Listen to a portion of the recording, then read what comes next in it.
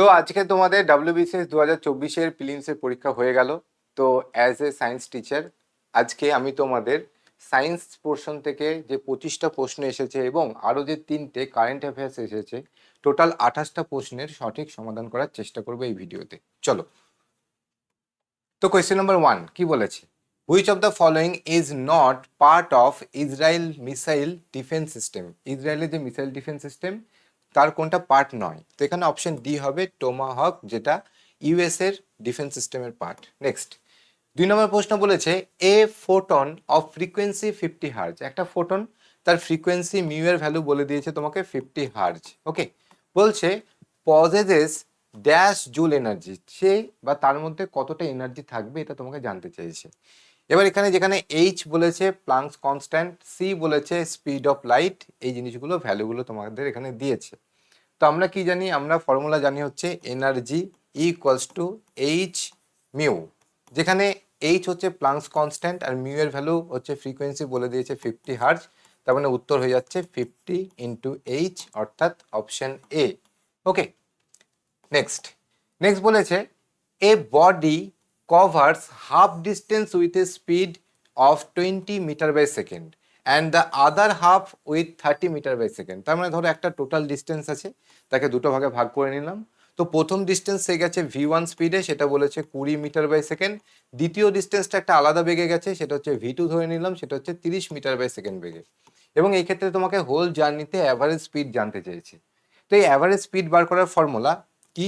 V average সমান সমান হচ্ছে 2 into V1 V2 by V1 plus V2। যদিও এই সেম এক্সপ্রেশন থেকে তোমাদের WBCS এ আগেও প্রশ্ন এসেছিল, ঠিক আছে? তো দেখো 2 ইন্টু V1 এর ভ্যালু কত 20, V2 এর ভ্যালু কত 30, আর এখানে নিচে 20 প্লাস 30, তার মানে যোগ করলে নিচে হচ্ছে 50, ওপরে গুণ করলে হচ্ছে 3 দুগুণে 6, দুটো শূন্য 600, 2 1200, শূন্য শূন্য কেটে গেল, 5 দিয়ে এটাকে কাটলে হচ্ছে 24 মিটার বাই সেকেন্ড। ওকে, অর্থাৎ অপশন বি হচ্ছে এখানে সঠিক উত্তর। নেক্সট চলে যাব। নেক্সট বলেছে ginger is a stem because. কোনো কিছু যদি কাণ্ড হয় তার প্রমাণ কি? তো কাণ্ডের কি বৈশিষ্ট্য থাকে? কাণ্ডের মধ্যে নোড এবং ইন্টারনোড দেখা যায়, তাই তো? তো এখানে অপশন ডি যেটা আছে, it has nodes and internode, that will be correct answer. Okay, next বলেছে what is the efficiency of currently available commercial solar cell. এটা কারেন্ট অ্যাফেয়ার্সের মধ্যে পড়ছে, এটা বিহার পিএসসি তেও দিয়েছিল প্রশ্নটা। এর উত্তর হবে হচ্ছে 15 থেকে 20%। ওকে, নেক্সট বলেছে which of the following animals is natural reservoir of Nipah virus. Nipah ভাইরাসের ন্যাচারাল রিজার্ভার কি? এবং এটাও তোমরা জানো যে সেটা হচ্ছে ব্যাট, বাদুর। নেক্সট বলেছে এগার এগার ইজ ডিরাইভড ফ্রম এ। এটা আমরা রেড অ্যালগি থেকে পাই, তাই অ্যালগি হয়ে যাবে সঠিক উত্তর। কেমিস্ট্রি ল্যাবরেটরিতে এগার এগারকে ইউজ করা হয়, ঠিক আছে? নেক্সট বলছে প্ল্যানেট অফ মাস, একটা প্ল্যানেট যার ভর হচ্ছে M, revolving around the sun, সে সূর্যের চারিদিকে ঘুরছে। ওকে, সূর্যের চারিদিকে ঘুরছে। In a circle of radius R, circular পথে ঘুরছে যার রেডিয়াস হচ্ছে আর। বলছে what is the work done by the gravitational force F in moving the planet over half the circumference of the circle. Okay, এই অর্ধেক সার্কামফারেন্সে যখন সে ঘুরেছে, অর্থাৎ অর্ধেক পরিধি যখন ঘুরেছে, সেখানে সে কতটা কার্য করেছে? এই যে সূর্য যে প্ল্যানেটটাকে একটা বল প্রয়োগ করে টানছে, এখানে কতটা কার্য করেছে? তো আমরা কার্যর ফর্মুলা কি পড়েছি? Work equals to F into S into cos theta পড়েছি, তাই না? যেখানে এফ হচ্ছে এই ফোর্সটাকে বোঝানো হচ্ছে, গ্র্যাভিটেশনাল ফোর্স, আর এস বলতে এ তো ঘুরছে, তো এর একটা সরণ হচ্ছে, ঠিক? তো যখন কোনো বস্তু সার্কুলার পথে ঘোরে তখন তার সরণের অ্যাকচুয়াল দিক কোনটা? অ্যাকচুয়াল দিক হচ্ছে এটা, স্পর্শক বরাবর, ঠিক আছে? তো এখানে দেখো এই যে সরণ আর এই যে ফোর্স, এদের মধ্যে কোণ কত তৈরি হচ্ছে? থিটার ভ্যালু হচ্ছে 90 ডিগ্রি। তো যখনই থিটার ভ্যালু 90 ডিগ্রি হয় সেখানে কার্য শূন্য হয়ে যায়, কারণ এই যে কস থিটা আছে, এই কস থিটার ভ্যালু, এই যে F into S into cos থিটার ভ্যালু কত বসাবো? কস থিটার ভ্যালু বসাবো হচ্ছে আমরা cos 90 বসাবো। cos 90 ভ্যালু কি 0, তাই টোটালটা 0 হয়ে যাবে, অর্থাৎ option A 0 will be correct answer, ঠিক আছে? নেক্সট বলেছে how does a non green অথবা কালার্ড লিফ সিনথেসাইজ ফুড। মানে বলতে চেয়েছে যে নন গ্রিন যে গাছের পাতা, তারা কিভাবে খাবার তৈরি করে, ঠিক আছে? এটা তোমাকে জানতে চেয়েছে। তো আমরা জানি যে যেগুলো গ্রিন প্ল্যান্ট হয় বা গ্রিন পোর্শন হয় সেখানে ফটোসিনথেসিস হয়, রাইট? তো প্ল্যান্ট আমরা জানি যে ফটোসিনথেসিসের মাধ্যমেই খাবার তৈরি করে। বলছে the red and purple pigment directly absorb heat from the sunlight and thus replacing the need for the photosynthesis. এটা একদমই নয়, ঠিক আছে। রেড বা পার্পল পিগমেন্ট এরা ফটোসিনথেসিস করে না, একমাত্র ক্লোরোফিলই করে।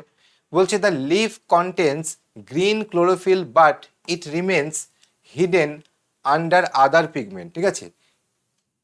এটাই হবে সঠিক উত্তর, যে লিফ পাতাতে সবুজ পিগমেন্ট থাকে, হয়তো পাতাটা কালারফুল দেখাচ্ছে মানে যে সবুজ নেই তা নয়, সবুজটা ওখানে হিডেন আছে, সবুজের পরিমাণটা অ্যাকচুয়ালি কম আছে, ঠিক আছে। তো এই সবুজ ক্লোরোফিলই কি করছে, এই খাবার তৈরি করছে, ঠিক আছে, অপশন বি।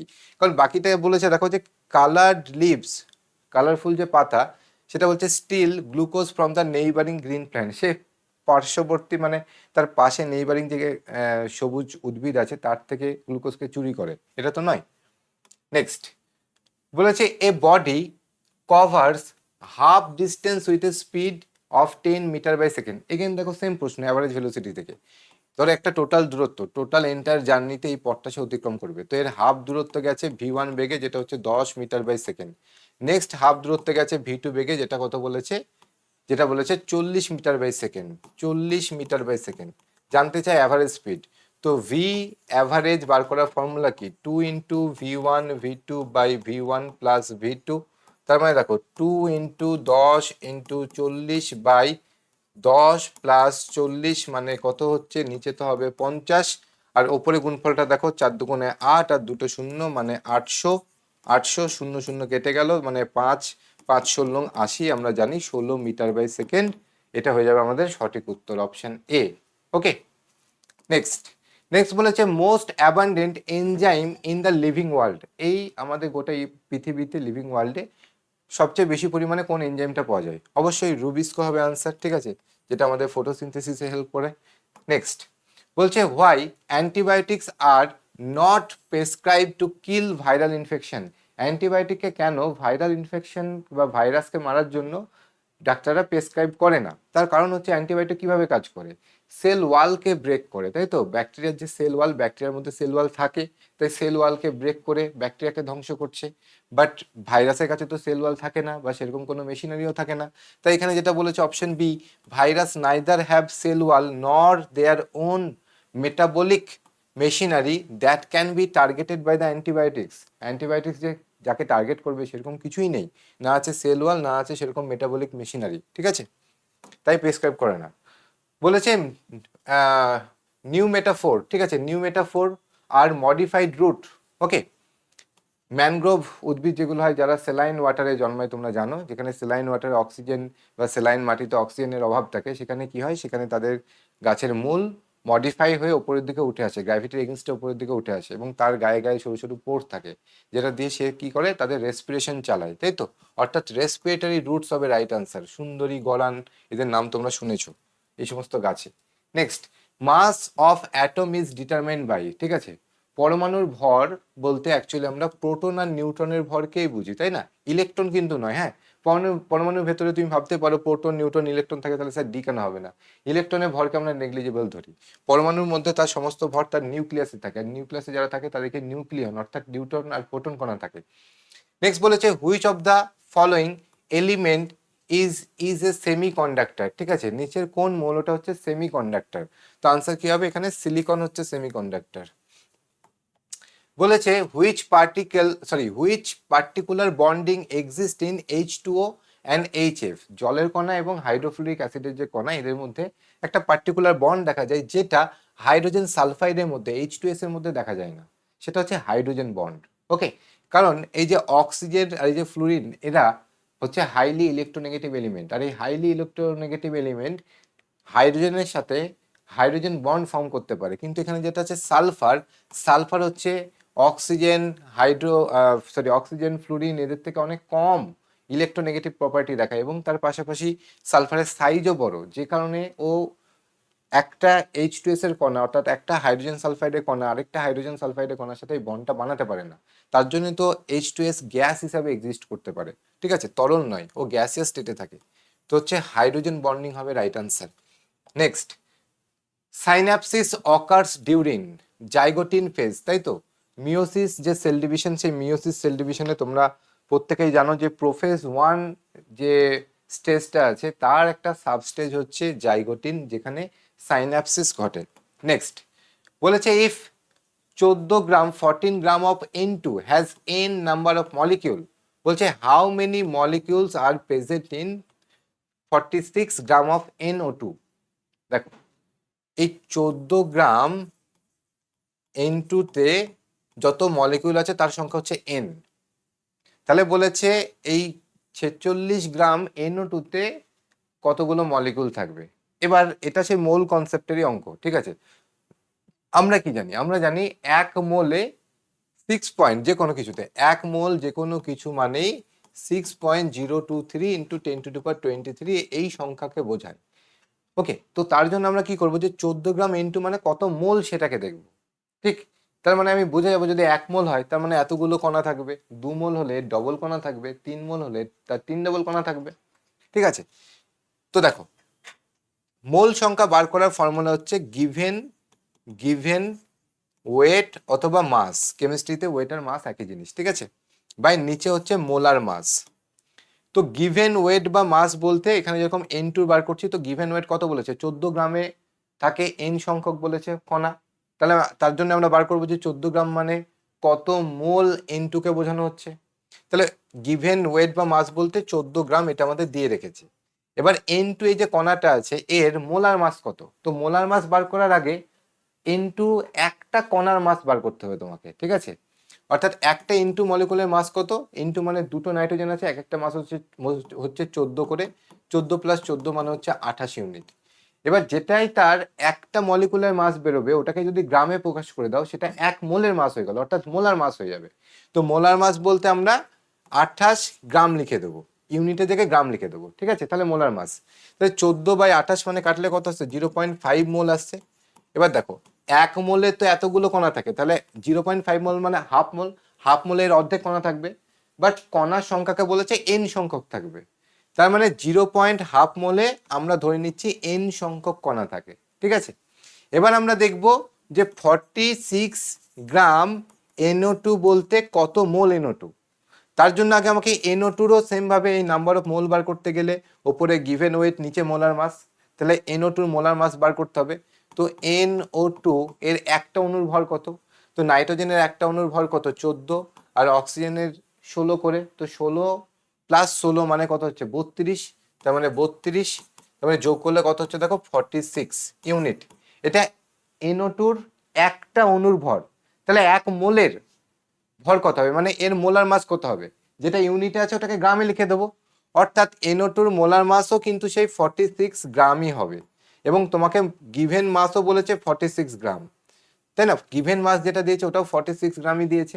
তার মানে কাটাকুটি করলে দেখো 1 মোল পাচ্ছি, অর্থাৎ এই 46 গ্রাম NO2 মানে 1 মোল NO2-র কথা বলা হয়েছে।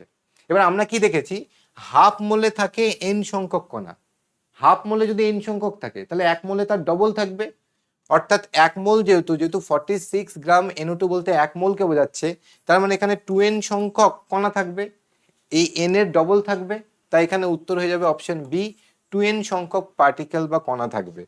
নেক্সট 19 নম্বর প্রশ্ন বলেছে which of the following elements available adequately in India and can be use to produce nuclear power. এখানে কোন মৌলটা সবচেয়ে বেশি পরিমাণে পাওয়া যায় আমাদের দেশে এবং সেটাকে আমরা নিউক্লিয়ার পাওয়ার জেনারেশন ইউজ করতে পারি, সেটা হচ্ছে অবশ্যই থোরিয়াম। তোমরা পড়েছো, যার ওরের নাম হচ্ছে মোনাজাইট, যেটা আমাদের দেশে প্রচুর পরিমাণে পাওয়া যায়। 20 নম্বর প্রশ্ন বলেছে formula of A chloride of N element M is MCl4। একটা মৌল যার নাম হচ্ছে M একটা মৌল, তার ক্লোরাইডের ফর্মুলা হচ্ছে MCl4, এবং এই টোটাল এর মলিকুলার ওয়েটও বলে দিয়েছে কত, 154 বলে দিয়েছে, ঠিক আছে। বলছে molecular weight of its oxide, তো এই মৌলটার অক্সাইডের মলিকুলার ফর্মুলা কত হবে এটা তোমাকে জানতে চেয়েছে, মানে মলিকুলার ওয়েট কত হবে এটা জানতে চেয়েছে। তো আগে আমাকে দেখতে হবে যে মৌলটা কে সেটা তো দেখতে হবে, তারপরে তো আমি তার অক্সাইড ভাবতে পারবো, তাই না।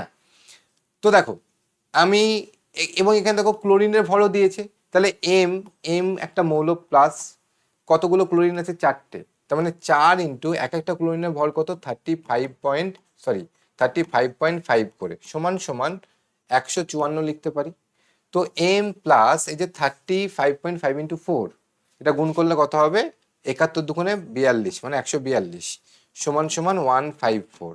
তার মানে এম সমান সমান কত হবে? 154 মাইনাস 142, অর্থাৎ আসছে 12। অর্থাৎ এই মৌলটার ভর কত আসছে? 12 ইউনিট আসছে। তার মানে মৌলটা কি? মৌলটা হচ্ছে কার্বন। কার্বনের অক্সাইড বলতে এখানে কার্বন ডাইঅক্সাইডই হবে, কারণ দেখো একটা কার্বনের তুমি জানো যে 4টে ইলেকট্রন ফ্রি, মানে লাস্ট কক্ষপথে 4টে ইলেকট্রন থাকে, আর একটা অক্সিজেনের কাছে লাস্ট কক্ষপথে 6টা ইলেকট্রন থাকে। তো অক্সিজেনেরও দরকার কি? 2টো ইলেকট্রন দরকার, তাই তো? কিন্তু এর কাছে আছে 4টে, তাহলে 4টে থেকে একটা অক্সিজেন 2টো নেবে, তাহলে আরো আরেকটা অক্সিজেন থাকবে, সে আরো 2টো নেবে। ঠিক আছে?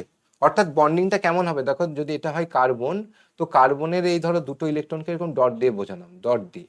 আর এই ধরো অক্সিজেন, অক্সিজেনের লাস্ট কক্ষে আমরা কটা জানি? কটা ইলেকট্রন আছে জানি? 6টা আছে জানি, 6টা আছে জানি। তো এই হচ্ছে অক্সিজেন, তারও লাস্ট কক্ষে ধরো এরকম 6টা ইলেকট্রন আছে, 6টা। তাই দেখো এখানে এই দুটো দুটো করে বন্ড বানাচ্ছে, এখানেও দুটো দুটো করে বন্ড বানাচ্ছে, সমযোজী বন্ধন বানাচ্ছে। এবং দেখো এই সমযোজী বন্ধনে যে ইলেকট্রনগুলো, সেগুলো দুজনেই মিউচুয়ালি শেয়ার করতে পারবে বা ইউজ করতে পারবে। অর্থাৎ এখানে অক্সিজেনেরও দেখো অক্টেট ফুলফিল হয়ে গেছে, এখানে অক্সিজেনেরও দেখো অক্টেট ফুলফিল হয়ে গেছে।